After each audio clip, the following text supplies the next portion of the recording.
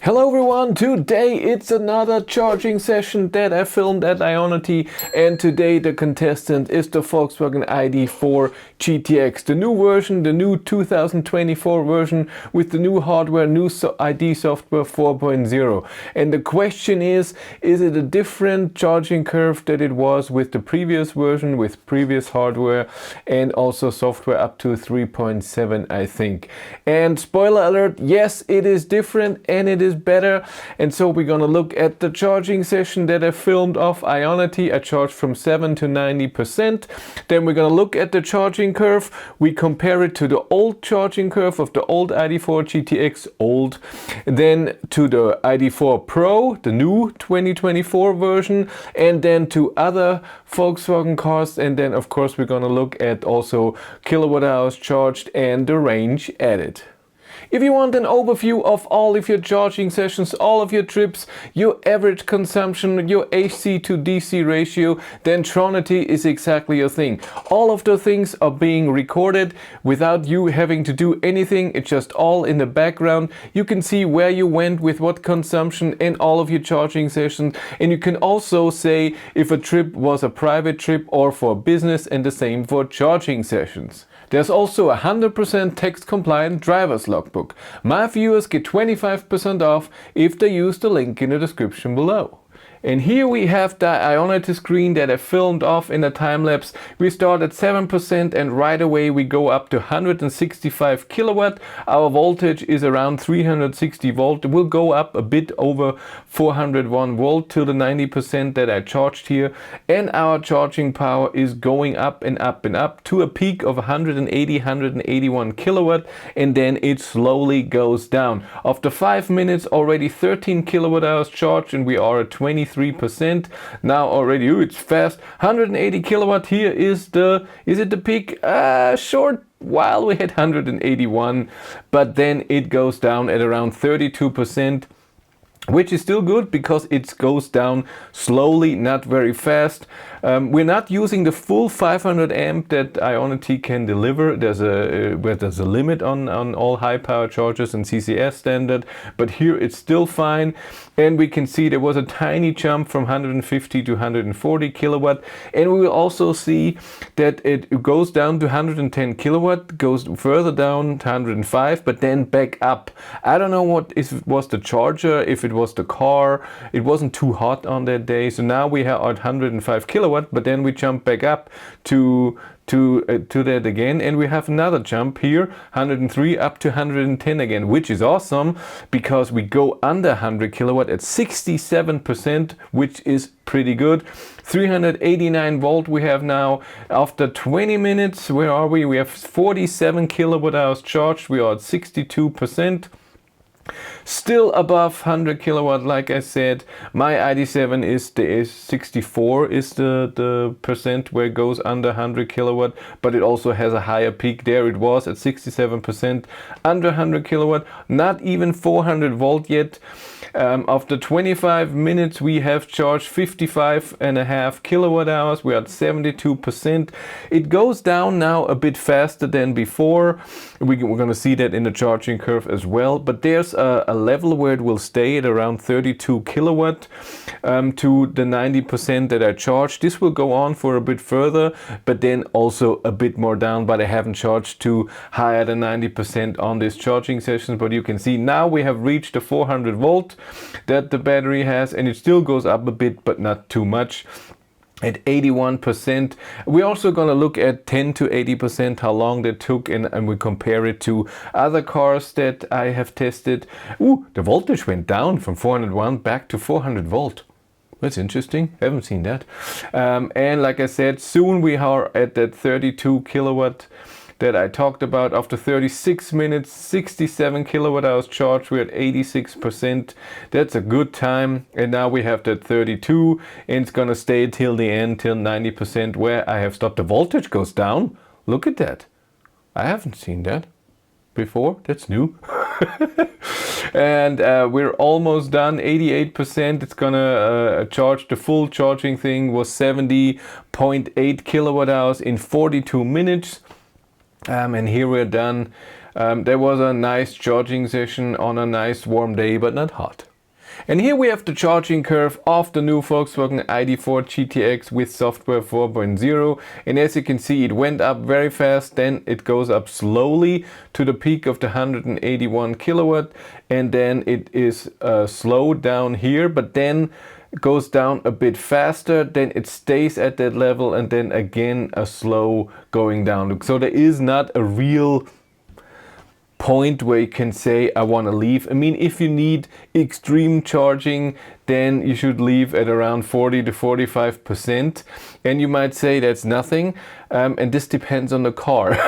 I'm gonna make a little ID7 video where in March, where it wasn't that warm, Cindy and I went to, I said that in the last video as well, and I still haven't made the video, but I had so many cars. When Cindy and I went to Eindhoven, and we charged for 10 minutes or 12 minutes and went on, and we charged to maybe 50%, because we then had enough range to get to the next charger, which was 200 kilometers away. But here we have an SUV that's a bit of a different car. But the curve is pretty nice, and the important part is how is it compared to the old GTX. And here it is, and it says Skoda because the blue line here, it is the same charging curve. By the way, the charging curve of the new GTX should be the same as the 4Motion, as far as I know. It should be the same as the new Skoda Enyaq RS and the RS Coupe. All of those GTX all-wheel drive versions should have the same charging curve, should use the same battery with the same chemistry. The Pro is different. So the normal Enyaq and the Pro, just rear-wheel drive, has the same battery capacity, but a different chemistry, and therefore a different charging curve. But as you can see, the GTX before had the same start, but it went down way earlier, and it was under 100 kilowatt at around 42% now. Now we are at 67. The charging curve is, except for the end after 80%, this is where the old charging curve was a bit better, but this is also an area where usually you don't charge on a long distance trip, where DC fast charging is important. So the new charging curve is better everywhere when it comes to long distance driving. This is just awesome. If you want to follow me on Instagram, BatteryLife1, and if you want to support the channel, there's a Patreon link in the description below, and here on YouTube you can support the channel via channel membership. And then we're gonna compare the GTX to the normal Pro, which has a different charging curve. And by the way, with all ID models, always, to get this charging curve, you have to plug in under 15% state of charge. Is very important.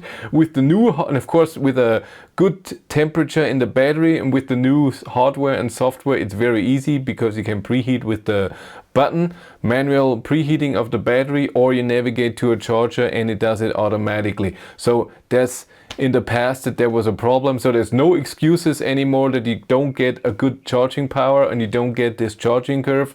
You can get it, just arrive with under 15%, and you can always do that because in navigation it tells you with what state of charge do you arrive, and you can arrive with 10% as well, or with 5%, it's fine.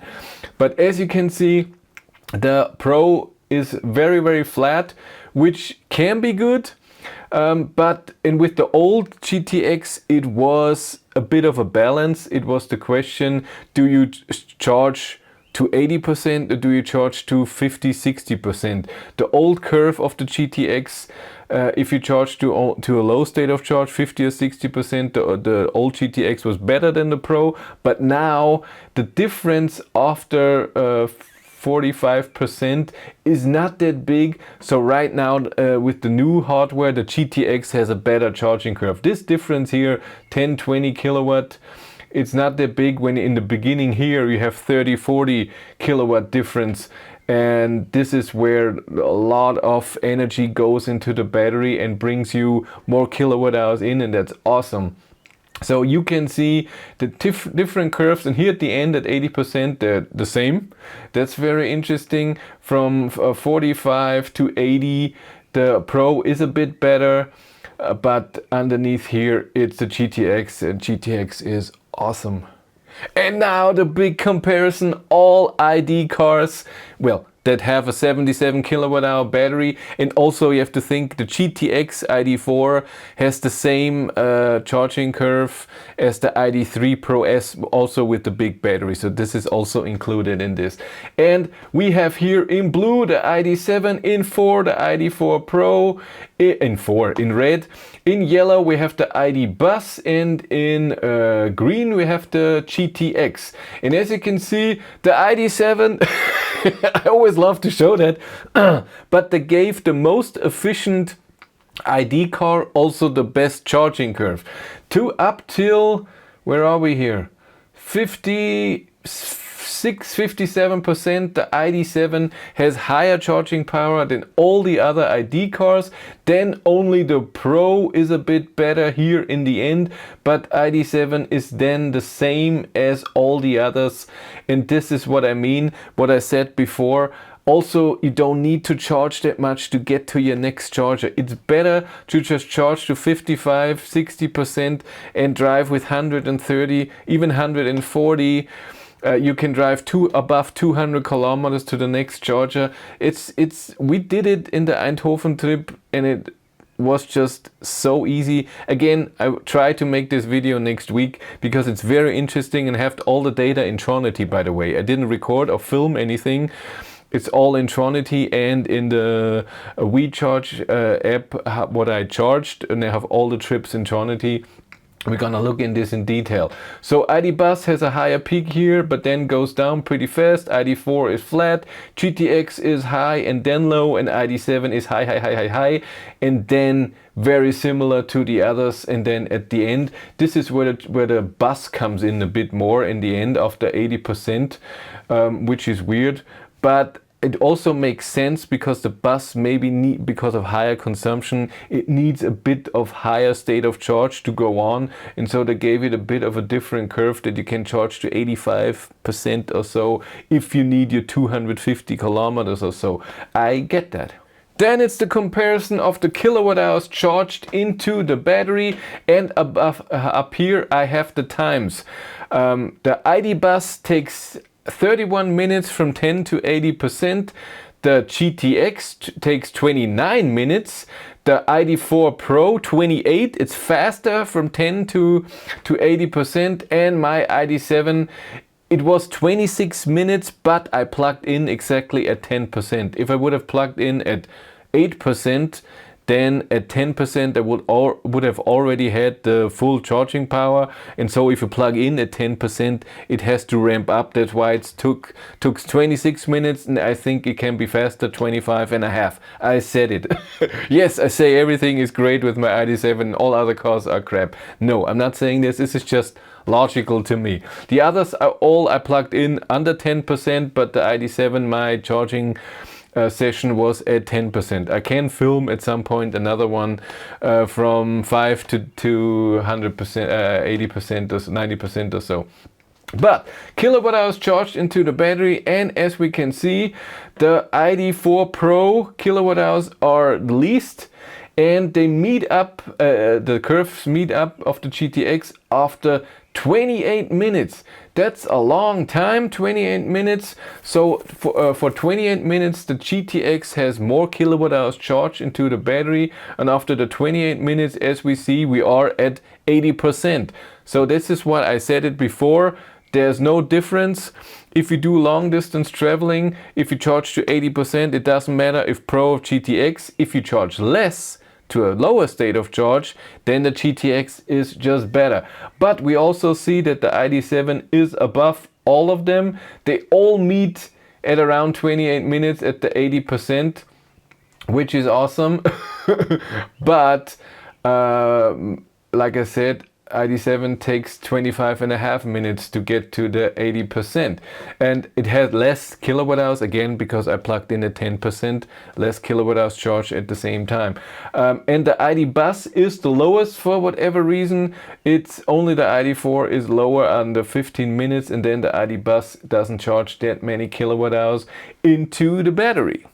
And then something that I have to estimate a bit because it's a bit hard, It is the range added in time. So here we have minutes and range added, and we have the ID.7, the ID.4 Pro and the ID.4 GTX. Because I did range tests with all of those three cars. The ID.4 GTX had an average consumption at 130 kilometers an hour of 230 watt hours per kilometer.